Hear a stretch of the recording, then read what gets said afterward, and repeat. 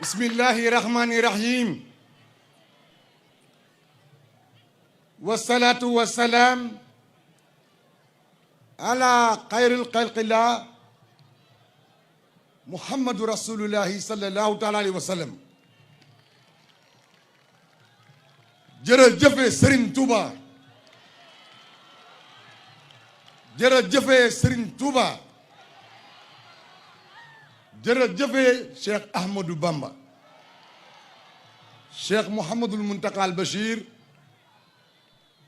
di borom Saalum ak Bawol, di borom Sénégal, di borom jamono, yàlla na fi yàgg te wér moo mbooleem kilifa diine yi mu séqal jamono. inna lillahi wa inna ilayhi rajiun. ay fan ci gannaaw yàlla ci dogalam boole na ñeent fukki nit ak benn circonstance yu ñuy génne àdduna, anam bu ñuy génne àdduna, fu ñuy génne àdduna. La devise du Sénégal: un peuple, un but, une foi. Dans ma religion, il est dit que Dieu a d'abord décrété la vie, la mort avant la vie. Après cet élan national de prière, de foi, qui ont accompagné nos disparus de Sikilo et de Ngensar, puisque la vie continue et que de tout le temps, nos pieds reprennent vigueur en frappant le sol dur des réalités.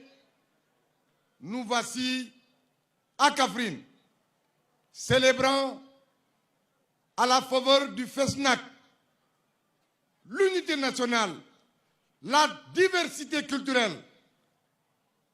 Kaffrine, capitale du Ndoukoumane, une des régions du pôle centre, frontalière avec la Gambie, traversée par le corridor Dakar-Bamako, frontalière avec le Fouta, le Ferlo, le Baol, le Sine, le Saloum.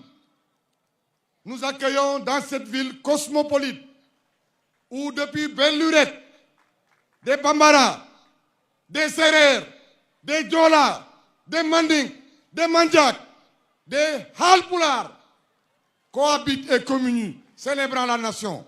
Monsieur le Premier ministre, à la suite du valeureux et très courageux maire de Kaffrine, notre fils Abdoulaye Seydou Sow, il me revient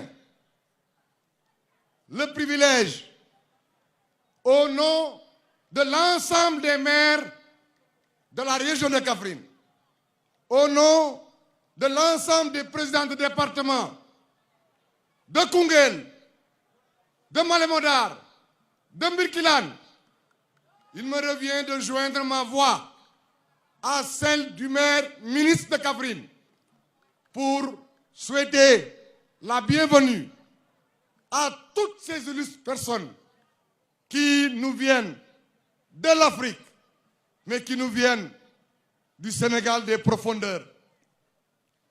L'occasion est belle, elle est opportune pour partager avec vous quelques réflexions. Nous sommes réunis en vue d'assister au lancement du FESNAC par vous, Amadou Ba, Premier ministre de la République du Sénégal. FESNAC placé sous le thème Femmes éducation culturelle et développement socio-économique. Durant les jours à venir, plusieurs rencontres, plusieurs moments d'échange, de partage, de communion nous permettront de célébrer ce qui rivalise avec la nature, c'est-à-dire l'art. Nous aurons l'occasion, comme disait André Marleau, de parler de la culture. Mais en attendant, permettez-moi, en tant qu'homme politique, de saisir cette occasion pour, au nom des valeurs qui sont miennes, au nom de l'éducation que j'ai reçue de mon terroir, de mes parents, vous confier un message et pour les autres, les prendre à témoin. Monsieur le Premier ministre, dans le contexte qui a accueilli la préparation et la tenue de ce FESNAC, beaucoup de bruits ont été dits. Beaucoup de bruits font fureur. Dites à Monsieur le Président Macky Sall que ma bouche ne sera pas la pierre qui sera utilisée par les détracteurs de notre régime, dont le travail, en partie pour ce qui concerne la région de Kaffrine, vient d'être magistralement mis en exergue par le maire de Kaffrine. Je voudrais, avant, Monsieur le ministre, de terminer, parce que je ne veux pas être long, vous dire que la région de Kaffrine retient cette date. La région de Kaffrine a compris le message, mais la région de Kaffrine est fière de tous ses élus, est fière de tous ses fils, mais souhaiterait que le président Macky Sall et vous reteniez que docteur, monsieur le professeur Aliou Sow, est un homme avec qui il faut savoir composer, comme il faut savoir composer avec le ministre Ablaye Seydou Sow et tous les autres hommes politiques de la région. Il l'a dit en me précédant au micro. Et je voudrais confirmer que, au-delà du fait qu'appartenir à un régime implique une solidarité politique et gouvernementale, je voudrais, de mon terroir, de mon berceau natal, vous demander de bien vouloir dire à M. le Président de la République que nous le remercions pour les belles et grandes réalisations. Nous le remercions pour les perspectives prometteuses et que nous avons à cœur de mériter de lui. Parce que chez nous, la confiance ne se constate pas seulement, elle se mérite. Bokki Saloum, bokki Ndoukoumane, bés bu ay ci kanam lu ko dalee tey Sénégal yëpp a ngi ñëw fii bitim réew ñëw lu ko waral festival bi nga xam ne mooy FESNAC, festival national des arts et de la culture, moo indi doomi Sénégal yëpp ñu ñëw. maa ngi leen di gërëm ci ñaan yi ngeen doon ñaan ngir ñu ñëw ci jàmm, fekk ñu ci jàmm, dund ak ñun ci jàmm, jóge fi bàyyi fi jàmm, yóbbaale jàmm, fekk jàmm seen réew.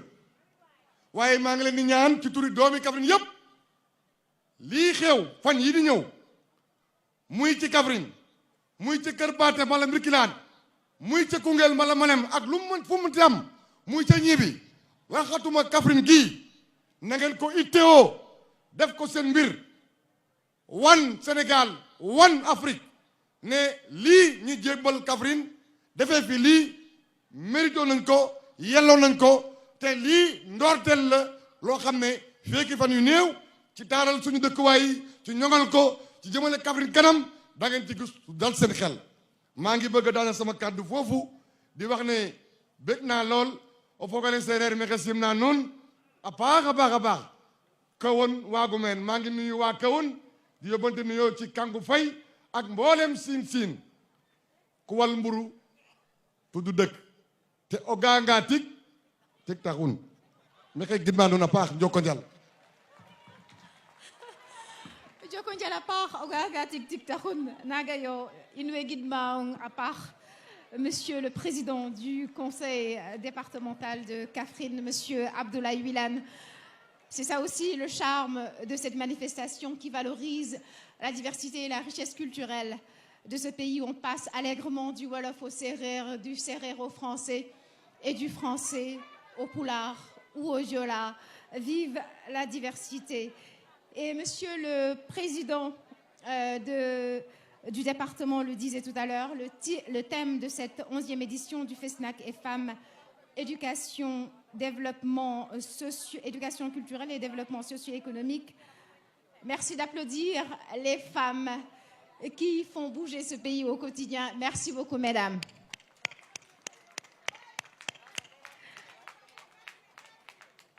Vous l'aurez compris, les femmes seront à l'honneur donc durant cette semaine jigéen ñi yéen la ñuy sargal maa ngi leen di ñaan nag ngeen tàccul ma kii may bëgg a tudd ndax jigéen gu mën góor la